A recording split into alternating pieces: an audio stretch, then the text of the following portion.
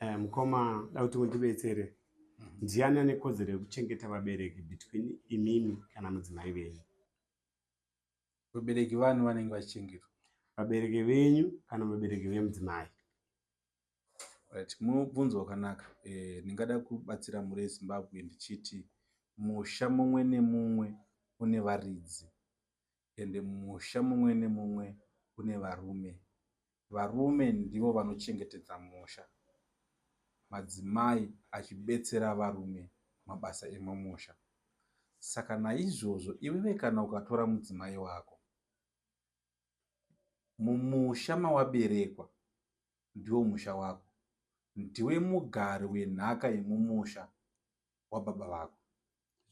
Ndiwe une chijana chekuchengetedza musha uyoyo nekumurwira nekuita zvese zvinotarisirwa kuti unzi musha, iwewe nevanin'ina vako nemadzikoma ako. Ndimi mune chijana chekuchengeta musha wenyu.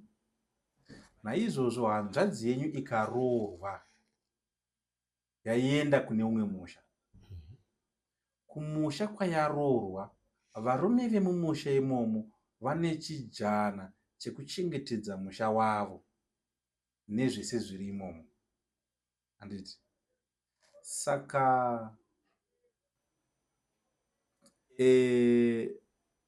vanasikana venyu pavanenge varoorwa, kana mwanasikana wangu paanenge aroorwa, anofanira kubetsera murume wake kuchengetedza musha mutsva waapinda. Panoroorwa mudzimai nemurume wake, chiri kuitika chii? Pari kubatanidzwa ukama, ndizvo? Misha muviri iri kubatanidzwa, asi hazvirevi kuti mumwe musha waakufanira kuchengeta mumwe musha, asi kuti misha miviri iyi inofanira kubatana kuti ichengetedze musha yayo yese. Inonzi alliance, join alliance. Kukanzi kwaita gore renzara, misha miviri iyi, varume vemusha uyu nevarume vemusha uyu vane chijana chekuunganidza pfuma nechikafu chinokwanirana nevanhu vari mumisha yavo. Semuenzaniso, kwaita nzvimbo inoda kuenda ngatiti kundovhima. Handiti? Musha uyu nemusha uyu vakabatana varume toditi vana tezvara, ndizvo? Nevakwasha, ndizvo?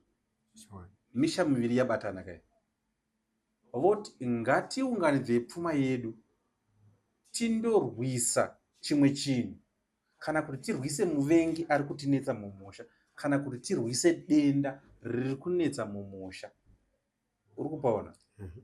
Ndosaka waiona kuti makare kare mwana wamambo musikana airoorwawo nemwana wamambo mukomana, zvisingareve kuti mwana wamambo mukomana akufanira kuchengeta mambo wekune mumwe nyika. Handizvopi? Asi kuti umambo huviri uhu hwabatanidzwa ukama hwaumambo humwe chete kubudikidza neukama hwewanano yaitwa pakati. Saka kureva kuti kune imwe nyika kukaita dambudziko rekuti vanosangana nevapambepfumi, mambo uyo mukwasha anobatanidza masoja ake nemasoja emumusha maarorera kuti vandorwisa muvengi. Naizvozvowo tezvara vanobatanawo nemukwasha kundorwisa muvengi.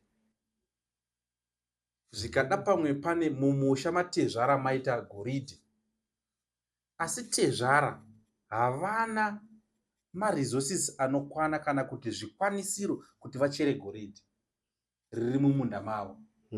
Naizvozvowo mukwasha haanawo zvikwanisiro zvinokwana kuti achere goridhe riri mumunda matezvara, asi vakabatanidza zvikwanisiro zvavainazvo vanokwanisa kuchera goridhe riri mumunda matezvara vosheyana. ndiko kubatana patiri kutaura. Hazvirevi kuti kana wamukwasha wakufanira kuchengeta tezvara kana kuti tezvara vakufanira kuchengeta mukwasha, asi kuti kubatanidzwa kunoitwa zvikwanisiro zvemumusha kana nguva yenidhi yasvika ndizvo zvinotarisirwa, nekuti musha mumwe namumwe une varume vanochengeta imomo. Mukwasha haatarisirwi kunge achichengeta vana ambuya vake kana kuti vana tezvara vake, nekuti mumusha mabuda mudzimai wake mune varume vanotarisira musha uyoyo. Let's say kwakazvarwa vanasikana chete, hakuna musha usina varume. Ko vanasikana vanongozvarwa seiko pasina baba? Hakuna musha usina varume. Ende baba ivavo vane madzinin'ina avo nemadzikoma avo. Unorevere kuti hakuna varume kwese? Aiwa, mazvinzwira mhuri yeZimbabwe ndo kureva kwamukoma. Adzidza ngaadzidze. Tosangana pachirongwa chinotevera.